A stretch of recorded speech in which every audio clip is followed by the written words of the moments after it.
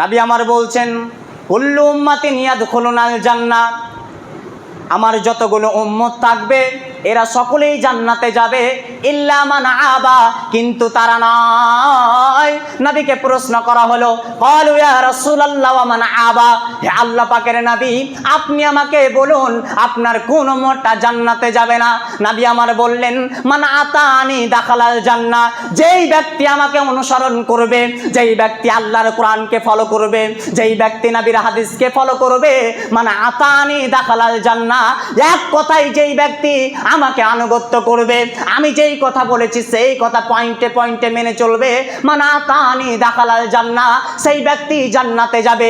Oman আসানি ফাকাদ আবা, এবং যেই ব্যক্তি আল্লাহর কোরআনকে মানবে না, নবীর হাদিসকে মানবে না, আল্লাহকে দেখে ভয় করবে না, মানুষকে দেখে ভয় করবে, ওমান আসানি ফাকাদ আবা, এবং এই ব্যক্তিরা আল্লাহর জান্নাতে যাবে না।